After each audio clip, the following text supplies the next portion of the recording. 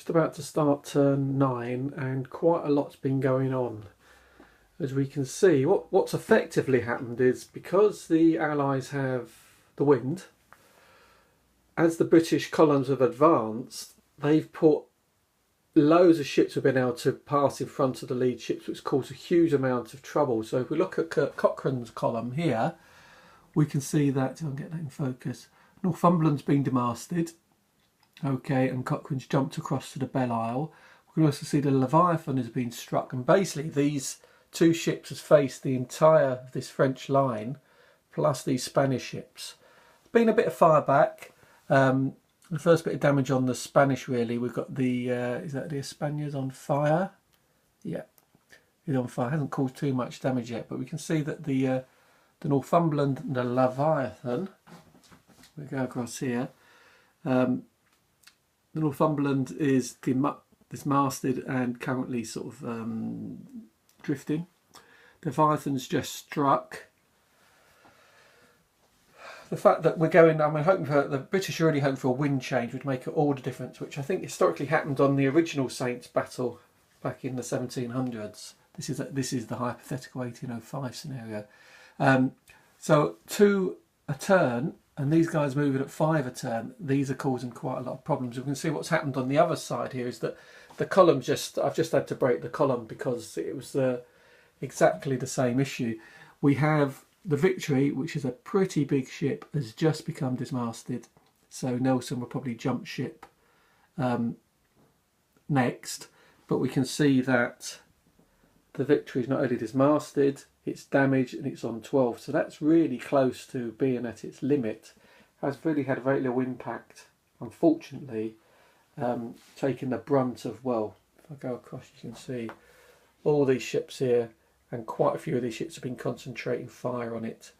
And the British have had to come round, break their line and come up here just to get close enough, and hopefully that will have a bit of an impact. But as you can see, the 4 ships down here, though they're out of command, you know, with Nelson around and their high audacity, they seem to be acting quite okay so far. But you can see there's a whole swirl of French ships here. So that's one. Not that the French ships haven't taken any damage, but apart from the Scipion there, which is, let me see what you are on here, which is this lead ship here, which is obviously taking quite a lot of damage, and here obviously as the Donegal's come across. That's one away, sorry, moving around, that's a 13 hull, so that's 1 away from being damaged.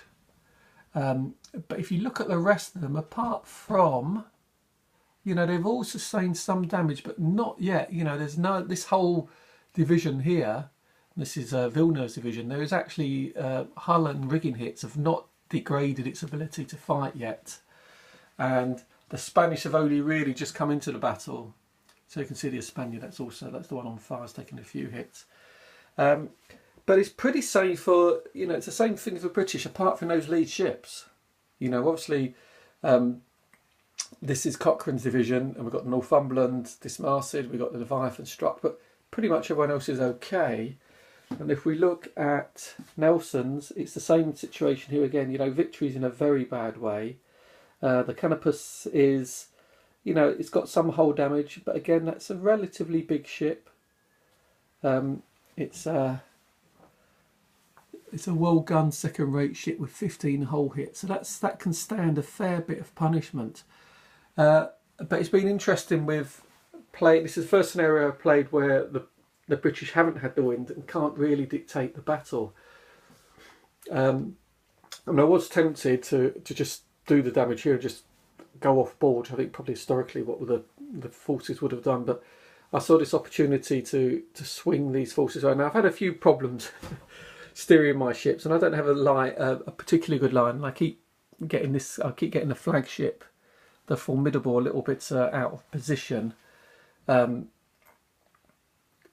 really fire its guns, and it's, you know, it's a big ship. You know, I want to get that somehow, but we can see we might get a rake on the Spencer next turn if we can act first. Obviously, I'm trying to keep them apart so they're not masking the fire. But there we are. So that's turn 9, and it's not looking good for the Brits at all. However, I do know that as soon as the Brits get close with that firepower they have, that their audacity, their modifiers for being British, their carronades. I mean, example is just here. A Scipion, that's taken Donegal's initial broadside and has wrecked it. Well, not wrecked it. It's not on its damage side, but caused significant damage to it.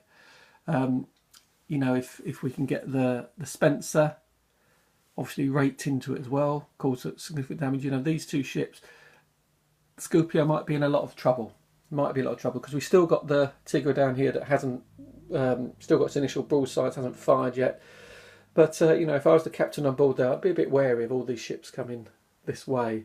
So as the British, I've had a few wondering the best thing to do. One of the things I've been thinking is this is making very little progress. Okay, so by the time these are done 2 a turn, 1 2 1 2, that's another 2 turns till it gets to the lead ship gets to here. Oh, actually, this ship, sorry, the Belle Isle, 1 2. It's another 2 turn. It's whether to turn them in. It's whether to turn them in reaching and rush across here. The problem is they were the Allied tactic, or the French tactic. I mean, the Spanish have been pretty well targeting hulls, but the French going for the sails. Put